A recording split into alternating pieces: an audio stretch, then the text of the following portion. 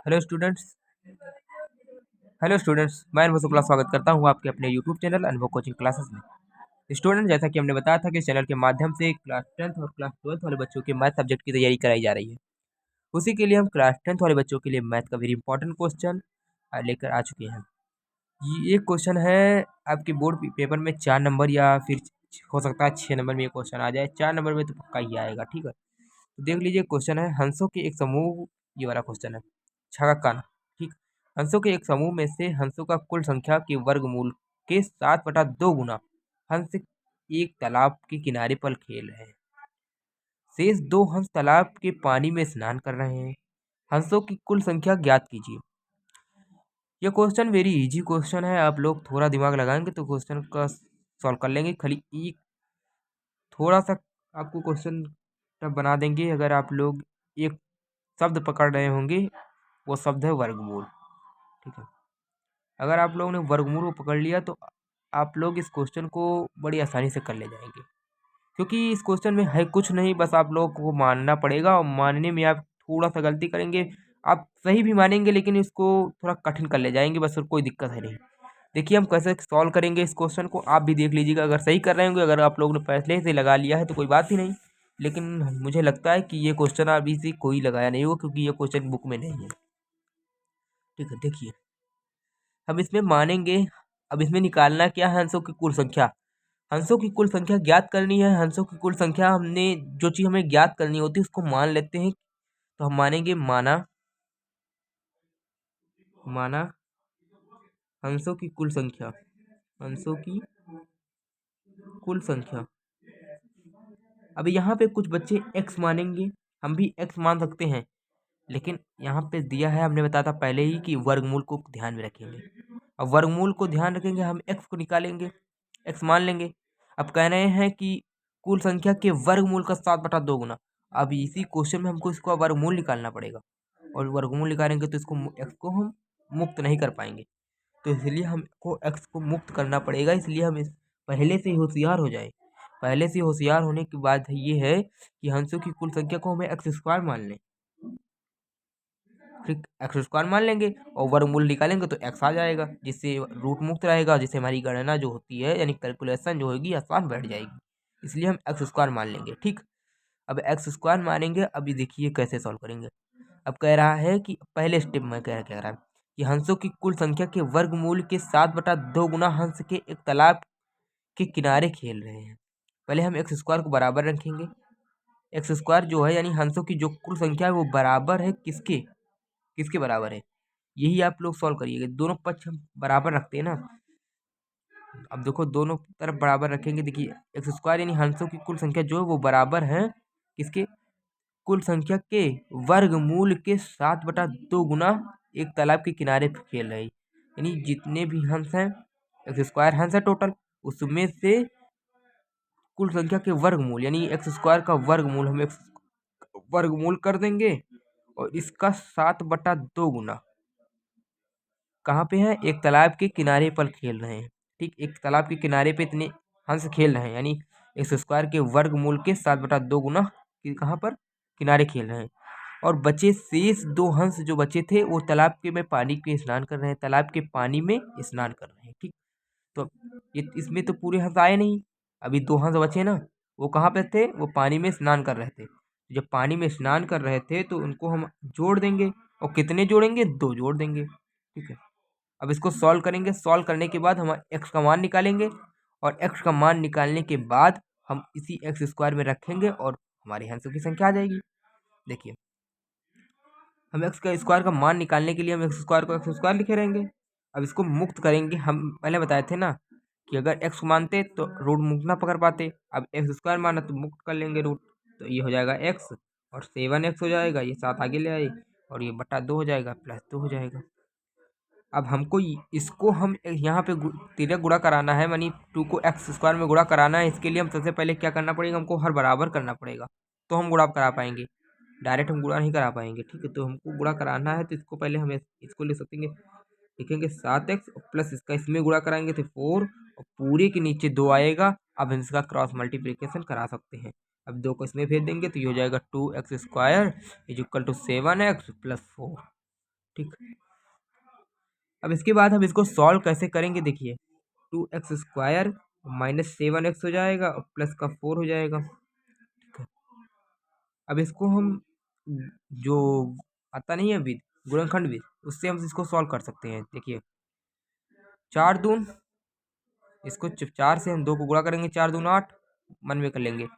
तो ऐसा फैक्टर बनाओ कि गुणा करें तो 8 आए और जोड़े तो, या घट नहीं सॉरी क्या होगा, 4 दून 8, कहीं गलती हो क्या? ठीक है कोई दिक्कत नहीं, गलती नहीं हुआ, देख लीजिएगा। 7 बटा 2, 7x/2, 2 दूना 4, 2x²। सॉरी गलती है, ये देखिए, अब ये वाला प्लस वाला जो चिन्ह है ये उधर जाएगा इक्वल के बाद, तो ये माइनस का हो जाएगा, मुझे लगा गलती है कहीं। ठीक, अब ठीक है।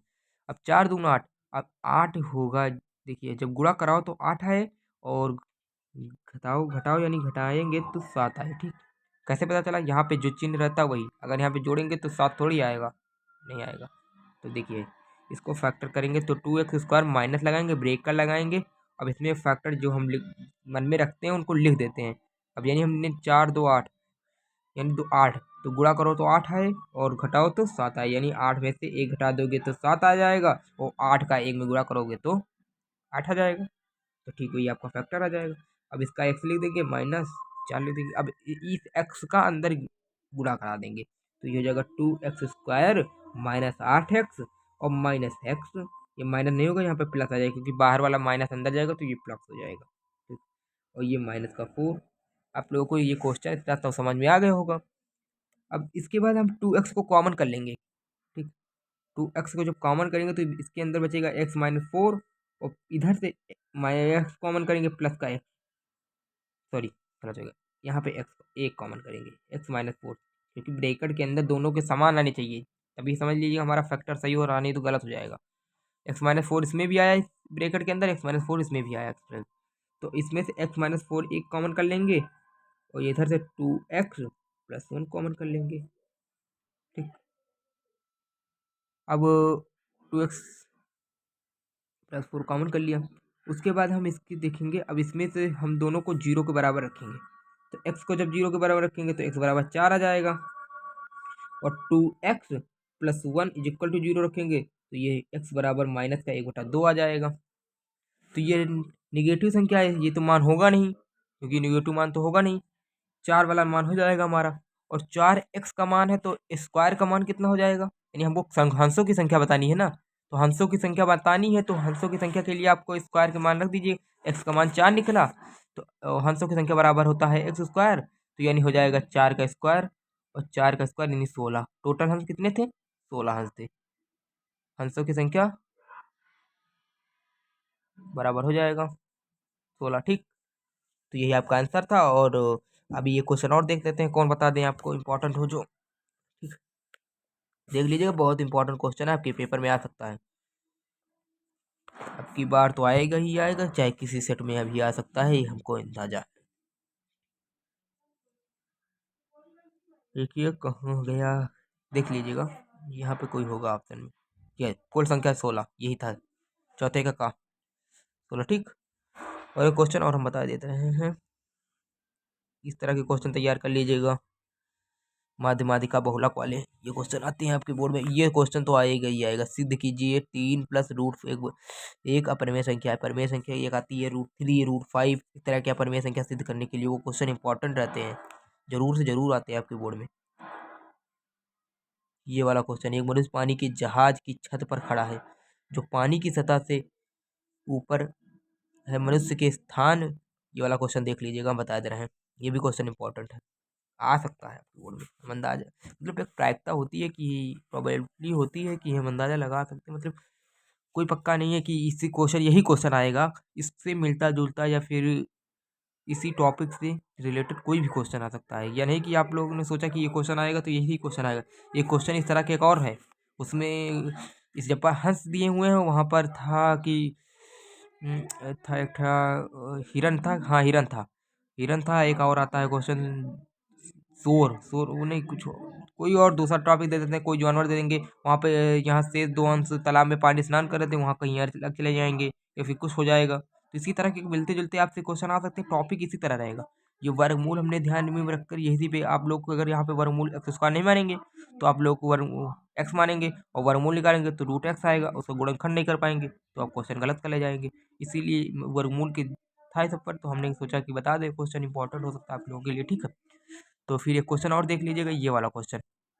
एक मनुष्य पानी के जहाज की छत पर खड़ा है जो पानी की सतह से 8 मीटर ऊपर है। मनुष्य के स्थान से एक पहाड़ की चोटी का उन्नयन कोण 60 अंश है, जबकि पहाड़ की तली का अवनमन कोण 30 अंश है। पहाड़ की ऊंचाई तथा जहाज से पहाड़ की क्षैतिज दूरी ज्ञात कीजिए।